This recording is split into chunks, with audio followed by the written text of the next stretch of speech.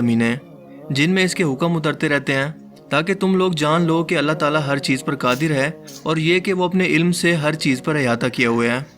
So guys, अस्सलाम वालेकुम। मैं हूं मोहम्मद शुएब। मैं हूं मोहम्मद देख शबाज। रहे हैं एस एंड एस रिएक्शंस। आज जिस टॉपिक पे हम रिएक्शन करने वाले हैं वो है 7 हेवंस और 7 अर्थ्स। ये करते हैं इसका रिएक्शन। Let's start. दोस्तों, कुरान पाक की सूरह तराक की आयत 12 के अंदर अल्लाह पाक फरमाते हैं, वो अल्लाह ही तो है जिसने 7 आसमान पैदा किए और ऐसी ही ज़मीनें जिन में इसके हुक्म उतरते रहते हैं ताकि तुम लोग जान लो कि अल्लाह ताला हर चीज़ पर कादिर है और ये कि वो अपने इल्म से हर चीज़ पर अहाता किए हुए हैं। इसके बाद सूरह अल बकरा की आयत 29 के अंदर अल्लाह पाक इरशाद फरमाते हैं,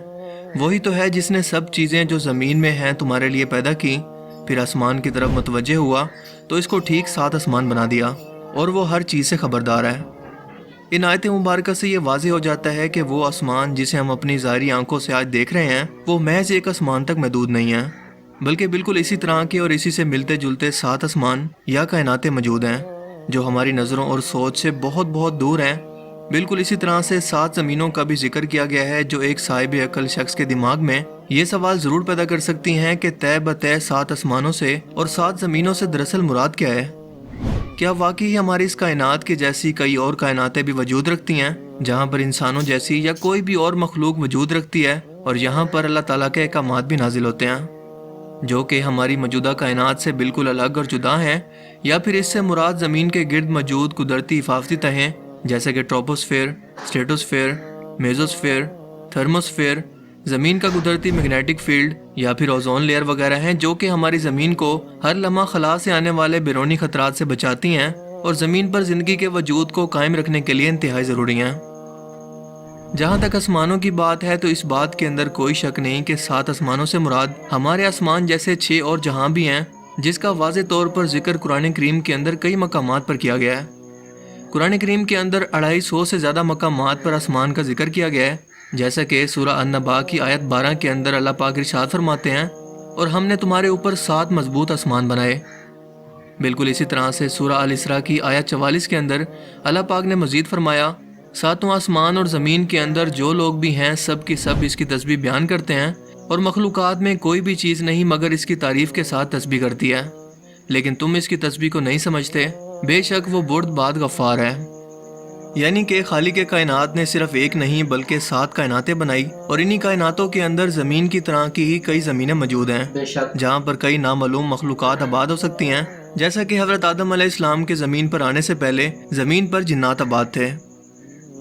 इसके अलावा नबी पाक सल्लल्लाहु अलैहि वसल्लम का सफ़र मेराज इस बात का वाज़ेह तरीन सबूत है जब अपनी जनती सवारी बुराक पर सफ़र करते हुए हज़रत जिब्राइल अलैहिस्सलाम के हमरा तमाम आसमानी रास्तों को आप सल्लल्लाहु अलैहि वसल्लम ने पार किया, जिसके अंदर 7 आसमान भी शामिल हैं। आपने पहले आसमान पर जिसका नाम रुकैया है और ये दूध से भी ज़्यादा सफ़ेद है, यहाँ पर हज़रत आदम अलैहिस्सलाम से मुलाकात की। फिर दूसरे आसमान पर जिसका नाम फैदूम या माउन है और ये ऐसे लोहे का बना है जिससे रोशनी की शुआएं फूटती हैं, यहाँ पर हज़रत ईसा और याह्या अलैहिस्सलाम से। जबकि तीसरे आसमान पर जिसका नाम मलकूत है और ये तांबे का बना है, यहाँ पर हज़रत यूसुफ अलैहिस्सलाम से। चौथे आसमान पर जिसे ज़ोरा कहते हैं और ये सफ़ेद चांदी से बना है, यहाँ पर हज़रत इदरीस अलैहिस्सलाम से।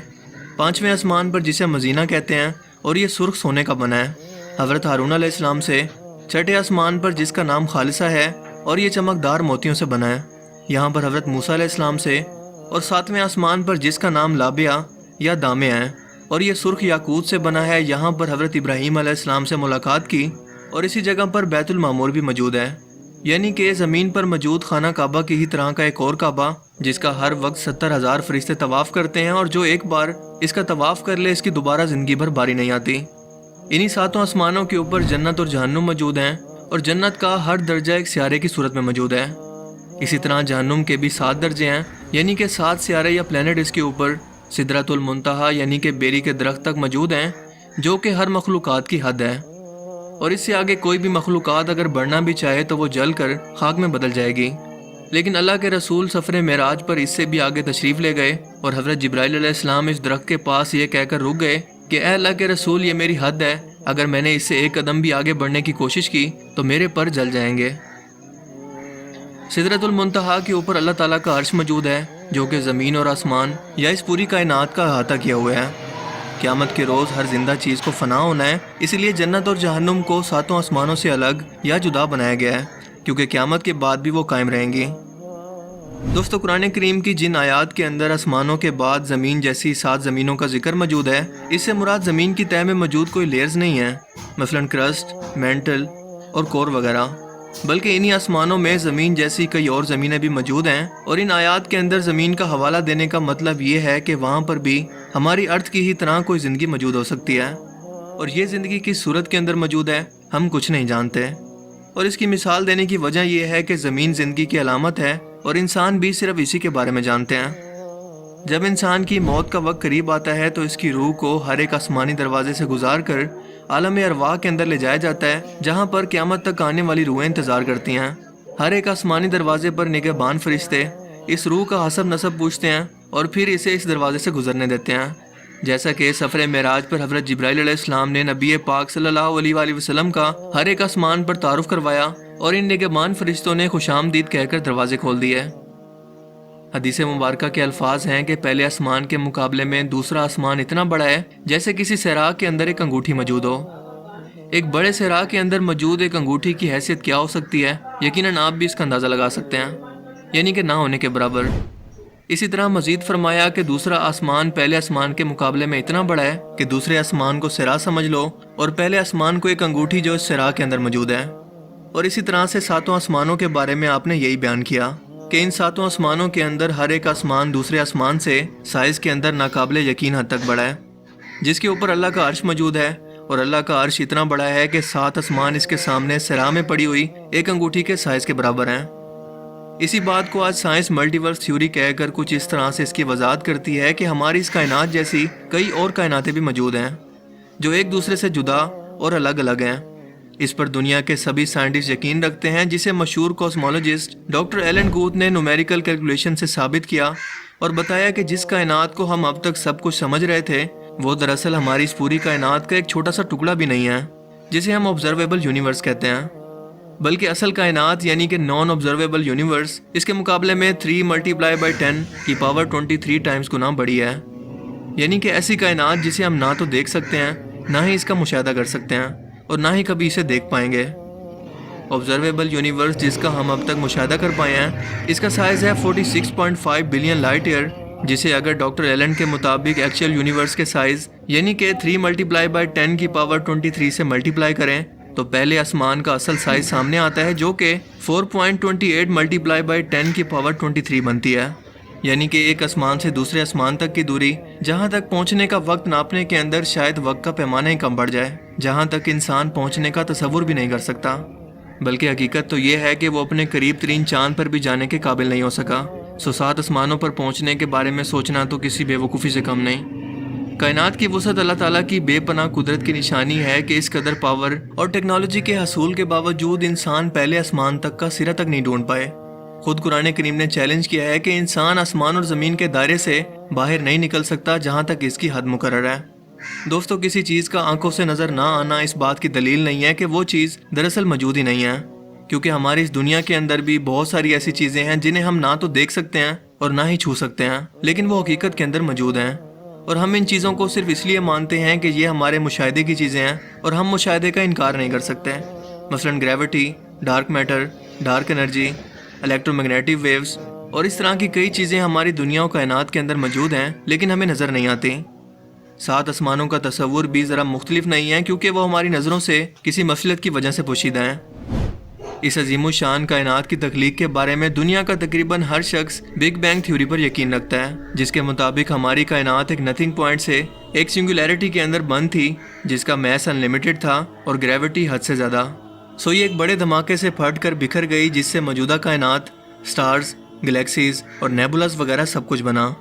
اور یہ بھی کہ یہ ہر لمحہ روشنی کی رفتار سے مسلسل اب تک پھیل رہی ہے، جیسا کہ دھماکے کے بعد ہوتا ہے کہ چیزیں دور دور تک بکھر جاتی ہیں،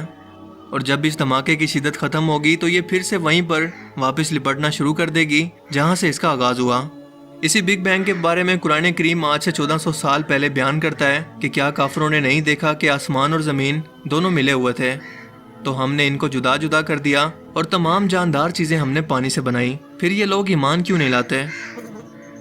جبکہ اس کائنات کے خاتمے سے متعلق اللہ پاک فرماتے ہیں کہ کیا تم نہیں دیکھتے کہ جتنی چیزیں زمین میں ہیں سب کچھ خدا نے تمہارے زیر فرمان کر رکھی ہیں، اور کشتیاں بھی جو اس کے حکم سے دریا کے اندر چلتی ہیں، اور وہ آسمان کو تھامے رکھتا ہے کہ زمین پر وہ گر نہ پڑے مگر اس کے حکم سے۔ بے شک خدا لوگوں پر نہایت شفقت کرنے والا اور مہربان ہے۔ دوستو، یہاں پر آسمان کو تھامنے کی بات کرنا کہ وہ گر نہ پڑے، اس سے مراد آج کی زبان کے اندر سائنس کی زبان میں بگ کرنچ تھیوری ہے، جس سے مراد یہ ہے کہ جس رفتار سے ہماری یہ کائنات پھیل رہی ہے اسی رفتار سے ایک دن سکڑ کر پھر سے ایک سنگولیرٹی کے اندر بدل کر بالکل ختم ہو جائے گی، یعنی کہ ریورس ہو کر بالکل ایک غبارے کی طرح جس کے اندر ہوا بھر کر اسے کھول دیا جائے اور اس کے بعد وہ اپنی اصلی حالت کے اندر واپس آنا شروع کر دے۔ بالکل یہی حال گریوٹی بھی پوری کائنات کا کرے گی، اور ذرا سوچ کر دیکھیں کہ یہ گریوٹی جیسی فورس دراصل ہے کیا جو ہمیں نظر نہیں آتی لیکن وجود رکھتی ہے، ایک ایسی طاقت جو نظام کائنات سنبھالے ہوئے ہے لیکن انسانوں کے کنٹرول میں نہیں۔ یقیناً یہ اللہ کا حکم ہے، ورنہ پورا آسمان اور اس میں موجود ہر ایک چیز آج ہی انسانوں پر گر پڑے۔ آج سے 1400 سال پہلے اس کائنات کے پیدا کرنے، اس کے خاتمے اور اس کی وسعتوں کو عرب کے صحرا کے اندر جب کسی بھی قسم کا کوئی فلکیاتی یا کاسمولوجی کا کوئی علم موجود ہی نہیں تھا، کس نے اپنے پیارے پیغمبر کو یہ سب باتیں اتنے واضح انداز کے اندر بیان کی جسے آج 21ویں صدی کی سائنس آج کے دور کی سب سے بڑی دریافت کے طور پر پیش کر کے فخر محسوس کرتی ہیں۔ یقیناً اس خالق نے جو اس پوری کائنات کو پیدا کرنے والا اور اس کے رازوں کو جاننے والا ہے، وہ اس پوری کائنات کا اکیلا بادشاہ ہے، جس کے دست قدرت کے اندر اس پوری کائنات کا ہر ایک ذرہ ہے اور وہ اس ذرے سے بھی غافل نہیں ہے۔ دوستوں، یہ تو ویسے تو ایک بہت انفارمیٹیو ویڈیو تھی اور مزہ آیا دیکھ کر۔ اچھا، اس میں تو کچھ شک نہیں ہے، شک کی تو گنجائش ہی نہیں ہے کہ اس مطلب کہ اللہ تعالیٰ نے 1400 سال پہلے قرآن مجید میں ہی فرما دیا کہ میں نے 7 آسمان اور 7 زمینیں بنائی سورۃ البقرہ میں، جیسے کہ اس نے بتا دیا۔ تو آج کی سائنس تو آج تحقیق کر رہی ہے، لیکن اللہ تعالیٰ نے آج سے 1400 سال پہلے کیا دیا۔ قرآن مجید بیسیکلی تو سائنسی کتاب نہیں ہے، لیکن انسانوں کو بتانے کے لیے اللہ تعالیٰ نے نہ کچھ سائنسی حقائق بیان کیے ہیں جو آج دریافت ہو رہے ہیں۔ تو کچھ کا ذکر تو ہم نے ویڈیو میں جیسے دیکھ لیا کہ 7 آسمان، 7 زمینیں، میگنیٹک فورس، یا جو بھی آپ دیکھ رہے ہیں جو حقائق بیان کیے گئے ہیں تقریباً موجود ہیں۔ اور آج کل کی ایک لیٹسٹ جو تھیوری ہے نا، بلیک ہولز، جو دریافت ہوئی ہے، اسٹیفن ہاکنگ نے کی تھی، تو اس کے بارے میں بھی اللہ تعالیٰ نے سورۃ طارق میں بتایا کہ والسماء والطارق، اور قسم ہے جہاں ستارے ٹوٹ کے گرتے ہیں۔ اور بلیک ہولز کو تو شاید آپ سب کو پتہ ہے کہ ایک ایسی پاورفل فورس ہے، اتنی زیادہ کشش شکل ہے اس میں کہ سائنسدانوں کو کہنا ہے کہ اگر ہماری پوری زمین ایک سائڈ پہ رکھ دی جائے اور بلیک ہول کے ذرات کی صرف ایک چمچی اگر بھر لیں نا، بلیک ہول کی جو مٹی ہے اس کی اگر آپ ایک چمچ بھر لیں تو ہماری زمین سے زیادہ بھاری ہوگی۔ تو بعض مسلم اسکالرز کا خیال ہے کہ وہ اس پہلے آسمان یا آسمانوں میں جانے کا 7 جو بلیک ہولز ہیں نا، یہ 7 آسمانوں کے راستے بھی ہو سکتے ہیں۔ اچھا گائز، اس کے بارے میں قرآن مجید میں اللہ تعالیٰ نے تو آج سے 1400 سال پہلے ہی فرما دیا تھا، اور کیونکہ اللہ تعالیٰ تو خالق ہے، لیکن اللہ تعالیٰ نے فرمایا کہ تم لوگ نہ زمین سے باہر نکل سکتے ہو، نہ آسمان کی حدود سے باہر نکل سکتے ہو جب تک کہ اللہ تعالیٰ کا حکم نہ ہو، ٹھیک ہے؟ یہ ہمیں نیکسٹ ویڈیو آپ کون سی دیکھنا چاہتے ہیں ہمیں کمنٹ میں بتائیں، اور ہم اس پر اپنی نیکسٹ ویڈیو بنائیں گے۔ تب تک کے لیے ہمیں دیں اجازت، اللہ حافظ۔